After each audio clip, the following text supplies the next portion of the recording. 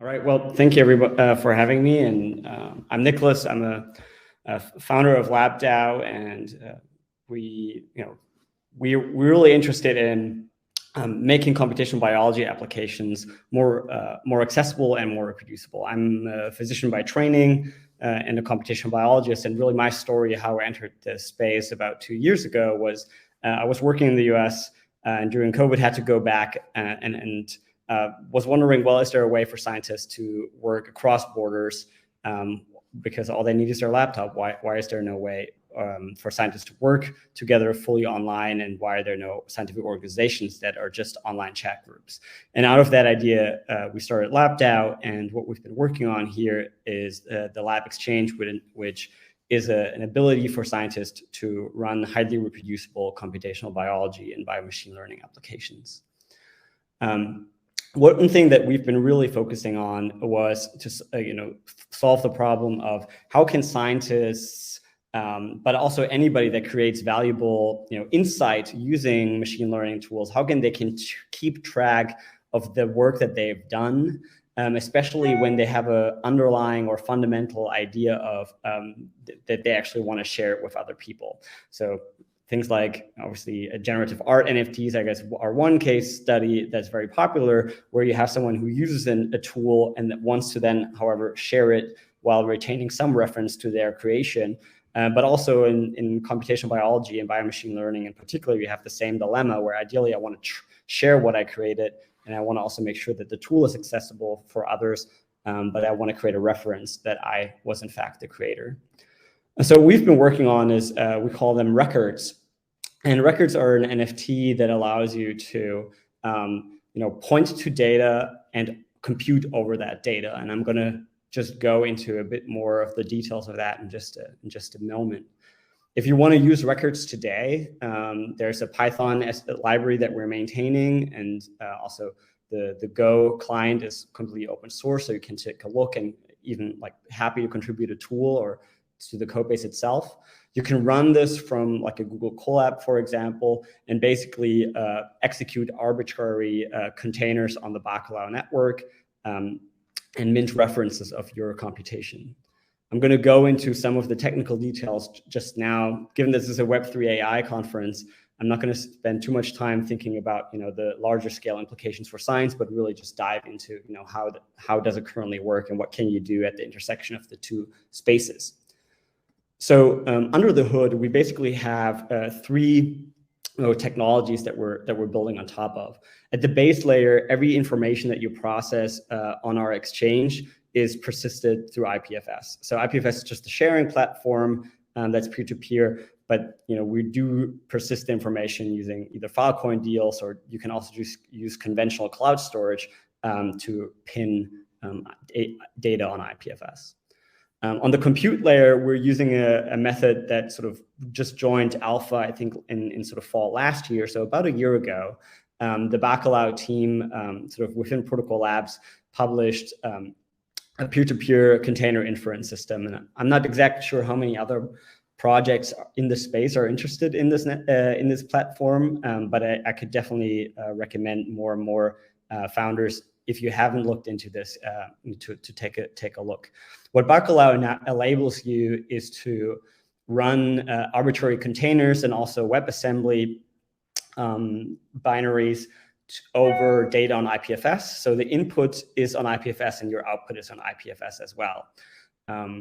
You can run arbitrary sort of numbers of compute nodes, and just like with IPFS, compute nodes peer with each other using libp2p. So it's an overall relatively anti-fragile system.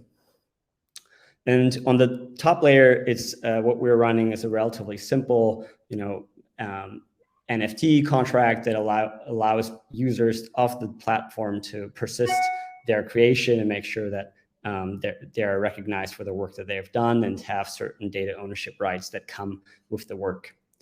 We believe this is particularly useful for scientists that are working completely sort of in the public domain and do a data that's fully open source.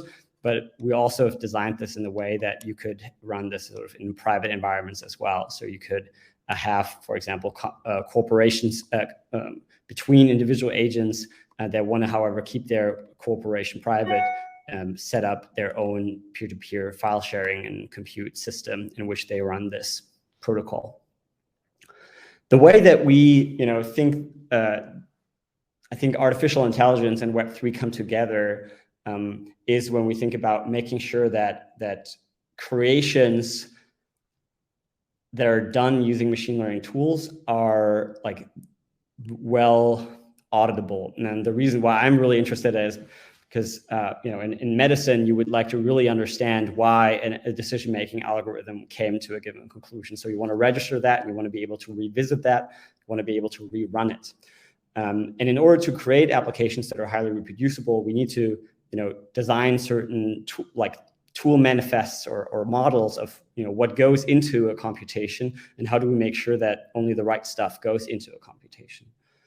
And this is probably a concept that some of you, especially when you're coming from an AI background, have sort of stumbled over. Sort of classic example out of a category theory textbook, where if you want to have something that is compositional, so you can build it together like Lego blocks and people plug one tool into the next, or what you want to make sure that only the right stuff is entered into your tool, you can apply some typing on the inputs. You have a step of computational steps in the middle, and you apply some typing on your outputs. And we're applying the same paradigm to the way that our platform is handling data. So for example, if you use an artificial intelligence sort of powered model, these are diffusion models to try to predict how a small molecule interacts with a protein. It's a very common problem in drug discovery. You want to know that only proteins and small molecules enter this tool. You want to understand exactly what happened. You want to be able to rerun it. And then you want to have also a very typed output. And this is exactly what we're doing. So when we actually look at some of our token metadata, we do in fact have exactly this sort of computational graph as the output, where we see on the side here our inputs. So these are, for example, here again, 2 data files that go into this computation. We then have a reference to the tool itself. This is over here. And then we have the outputs. Now, how are tools defined on this platform, right? How is actually the compute defined? The way that we specify tools is using a dialect of the common workflow language. So there are there's a multitude of domain-specific languages to run containers and control the inputs and outputs of computational workloads. The common workflow language is one of them, and it's a pretty sort of established standard in the bioinformatics community. That's where it originated. But what's really nice about it is just plain JSON or YAML. So you're not sort of thinking about Apache Airflow or any other sort of more involved workflow orchestration system, when really all you want is to run 1 or 2 containers on this distributed system. And the other nice thing is that because it's JSON, it plays really well with sort of NFT metadata and just the whole IPFS, IPLD stack. Now, this was a sort of very technical introduction. I hope that it sort of was appropriate to the context of this conference. I'm going to just close off with a couple vignettes of what can you do and what we are already doing and what we'd like to do in the future. So we're using these tools right now with nonprofits, but also for-profit companies to basically run pilots and test the usability of it all. So one pilot here is with a company that's designing protein binders. So we generate new proteins that have the property of binding very tightly to cancer targets. This is basically a generative model problem. So you have a target structure, for example, here, this blue protein over here, and you want to generate a couple of 3D structures that bind to this target really tightly. And this is what certain diffusion models are capable of, but you need to run this at scale. So you need to, for example, in this particular case, design about 300,000 of these proteins in order to actually find in the lab 1 to 10 that really work. So we're really interested in not only using these sort of peer-to-peer powered computing protocols to track everything that is going on, but also to, for example, distribute some of the workload to community members that donate some of their infrastructure to this overall effort. There are some other projects that we've been doing that go into the very same direction. And I'm just going to go and sort of finish the conversation and at least my contribution before we go into questions to answer the questions like, what can you do today? Now, what you can do today is you can head to try.lab.xyz and you can run a notebook. You can basically, in the notebook, send off a compute job. And basically, it's a containerized protein folding model. And what you get back is to your wallet a record of you running that tool. So all your inputs are persisted. The tool container information is persisted, as well as the actual output is referenced in your wallet, with all the data being on IPFS and the computation happening on this distributed compute platform.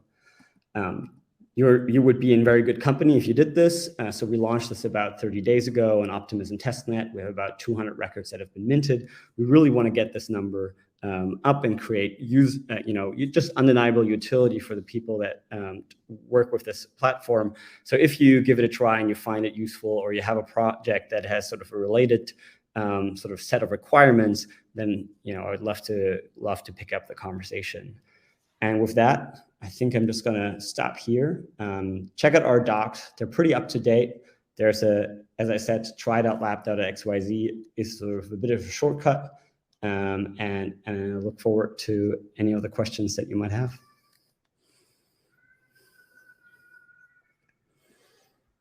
Cool. Okay, so we have about 1 minute until our next speaker. So if you can stick around for the open session at the end, I definitely have a question I'd like to ask. And if you'd like to ask Niklas a question, please put it in the chat now, and we can return to it in a second. But Niklas, I wanted to thank you for that. It's really, really cool. I'm glad to see Web3 getting applied to like the hard sciences. It's really, really quite exciting. Thank you, Thomas. And thanks for having me.